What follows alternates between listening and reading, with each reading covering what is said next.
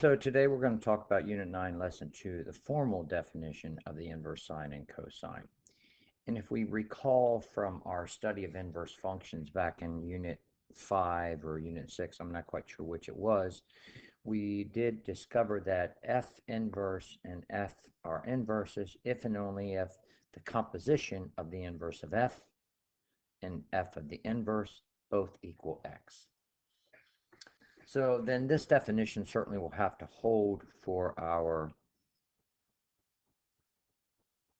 trigonometric inverse functions as well, and they do.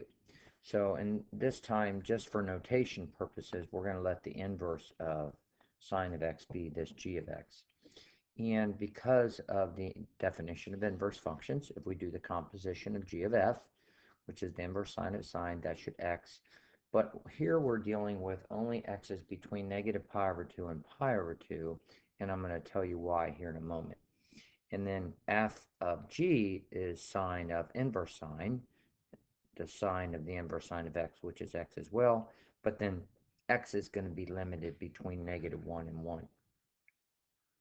And the reason being here is because of this restricted domain. So if I created this slide just to make this particular portion of the definition easier. And let's see where that slide is, right here. So, and we're going to be talking about cosine and the inverse of cosine here in a minute as well. But here, if we remember from lesson 1, if I talk about sine of x, I'm going to restrict the domain here from negative pi over 2 and pi over 2. And I do that so that sine is a one-to-one function, it's always increasing. And if you come back here and you're looking at from the graph of negative sine, the sine is going to look like this right here. And that's what the graph of sine of x is, where these x coordinates here are the radian, the angle measures. And this is looking at the unit circle aspect of the sine of x, where the inputs are angles between negative pi over 2 and pi over 2. So this would be your negative pi over 2 and your pi over 2 over here. But then the range we chose from negative pi over 2 and pi over 2, one of the reasons why we chose that big of an interval is so that we could actually encompass all of the negative 1 to 1, all of the possible range of sine. So here is our new sine function right here, where the domain is between negative pi over 2 and pi over 2, and the range is negative 1 to 1. And then, and we did discover previously that the domain, if you have the inverse, the domain of the original becomes the range of the inverse. Range of the original becomes the domain of the inverse. And this is where I get this between negative 1 and 1 if I'm going to go f of g. And if I'm going to go g of f, I'm going to have to stick here. And so that's the reason. And it's in like manner, it's the same discussion with the cosine. But let's go back here to that original slide, the formal definition right here. And that's why these guys are. So when you're doing the first few examples, you're just going to ask yourself, and if you're doing sine of inverse sine, you're just going to ask, is x between negative 1 and 1? Yep. So this is going to be 0.7. Yep, this is going to be negative 0.3 because these values are between negative 1 and 1. And this guy, you're going to say, nope, that does not exist because 1.7 is not in the domain of this inverse sine. This is going to be up 0.5. And this is why that's not in the domain. 1.7 is not in this negative 1 to 1. Okay? 1.7 is not in this guy right here. It's not in this interval. And if we go down here, and that's the same thing we said there. So, and if I look at over here at example 2, now I'm looking at the other way. We're looking at the composition. We're looking at the inverse sine of sine. And then our x values have to be between negative pi over 2 and pi over 2. It's going to throw us a caveat here in a bit. So first of all, we do see that pi over 6 is from negative pi over 2 to pi over 2. Negative pi over 4 is between negative pi over 2 and pi over 2. 0 is, but if you look at this guy right here, This is defined, but it's just not 4/3 pi. What we have to realize is this expression here, this expression sine of 4/3 pi is in the domain of inverse sine. So I'm going to come back up here at the top, and you're going to add some notes here. Sometimes not defined.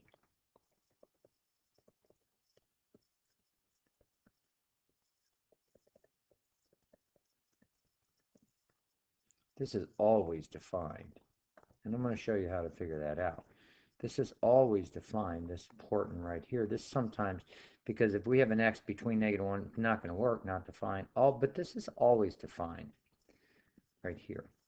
And the reason why it's always defined is because this sine of x is always between -1 and 1, which is the domain of inverse sine. And that's hard to see. What I have to do is figure out what x maps to the output of that sine x where x is not here. And I'll show you what I mean. That's hard to discuss, easy to see. So if I look at 4/3 pi, let's go to 4/3 pi. So we got 1/3, 2/3, 3/3, 4/3. So this would be your 4/3 pi right here. And what would that output of that 4/3? I'm going to do the unit circle approach today. What would the output of that 4/3 pi be? Well, it's a y. It's going to be negative square root of 3/2. What I need is the angle measure between negative pi over 2 and pi over 2 that maps to negative square root of 3/2. And with a little bit of discovery,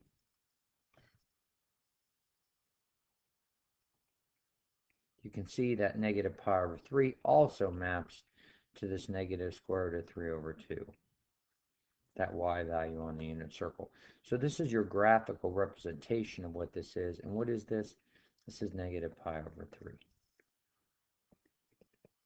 So it's always defined, except it doesn't. It's the angle measure. This is equal to the angle measure that has the same output as your original input of the composition. So it's a little hard to see, easy to see graphically. You go to 4/3 pi, and all you do is you reflect it over into where you're in this interval that I needed to be in, from negative pi over 2 to pi over 2.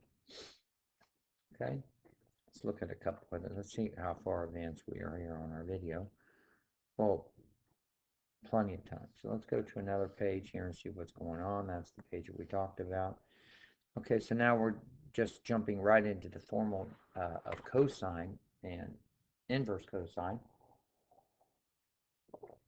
And in like manner, okay, so before I talk about this, I'm going to review this on the slide that I created here.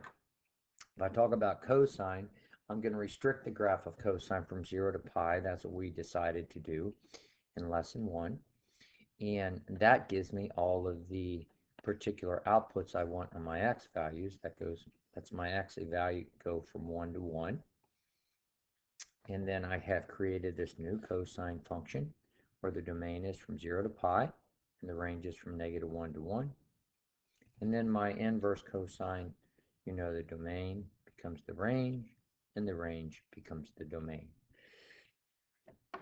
Okay, and then if I were going to look at this graph on the xy coordinate axes, you know what it would look like. It's going to go from 0 and it's going to be down here at -1, and you know it's going to look like this. I'm going to look at this portion of this guy right here, where this is about 1.5. Okay, and then we looked at that in lesson 1, the reflection of that. And it's kind of a funky reflection about that line y equals x. But anyway, this is the portion, always increasing, of cosine x. We're going from 0, we're going from 0 to pi here on the unit circle approach. It's this way. It's all these x values that are going to be the output of that function. Okay? And the key here is to realize that the domain of inverse cosine has to be between -1 and 1. Restrict the domain of cosine so the inverse exists. So if I come back over here, now and I'm on that,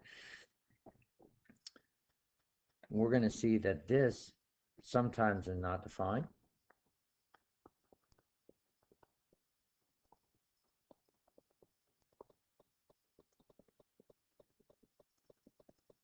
And this is always defined, but sometimes doesn't equal x.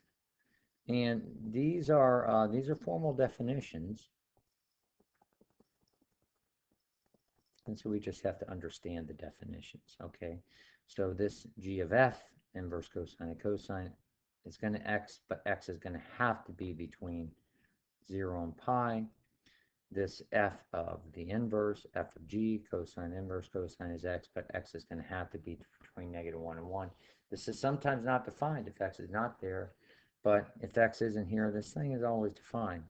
Okay, like manner, if I'm going to go cosine inverse cosine, it's going to be easy. It's going to be 0.7, negative 0.3, negative 0.9, 0.9, and nope, not defined. And why? And we know why, because this negative 1.5 is not in this interval here. Okay, and I think this extra node page here was just to explain this. We're going to go right on to these particular problems. Okay, find possible the exact value of the following. Well, inverse cosine and cosine pi over 3. Cut pi over 3 is between 0 and pi, so that's easy. This is 0, but hey, look, negative pi over 4 is not between 0 and pi, nor is 4/3 pi. So both of these things exist, except that we're going to have to do maybe some graphical representation of what they do exist, of what they do equal. That was a funny statement. So let's do the pi over 4 first. So the first thing I'm going to do is not lose my screen. I'm going to go to this cosine of pi over 4. And cosine of pi over 4 is, you're going to see pi over 4 is right here. Negative pi over 4, that is. This is negative pi over 4. And you can see, hey, what is that output of that? This is going to be square root of 2 over 2. So what we want is the input between 0 and pi that has that same output. And I think it's pretty clear to see that this is going to be pi over 4, because pi over 4 maps to square root of 2 over 2 as well. So this guy here is going to be pi over 4, and I think that's fairly easy to see. And if we look at this guy right here, we'll be able to figure this one out too. Let's just go to 4/3 pi. I think we had looked at 4/3 pi on the previous one. So I got 1/3, 2/3, 3/3, 4/3 right here, and here's 4/3 pi. Going all the way around. And what is cosine of 4/3 pi? Cosine of 4/3 pi is -1/2. That's that x value. So what do we want? Oh, well, right here it is, fans. Right here it is. This dude right here is pi over 2/3 pi, sorry, 1/3, 2/3 pi, also has an output of -1/2. So this guy here is going to be 2/3 pi. So you have to let that soak in a little bit. I don't think it's too terribly difficult, especially with you when you consider the graphical representation.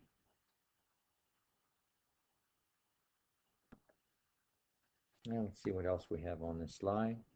I think this is an activity.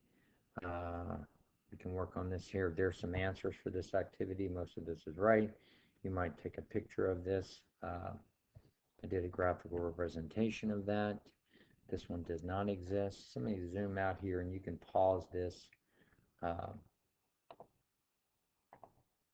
and see if that gives you a better look at that. And I just did some of the harder ones.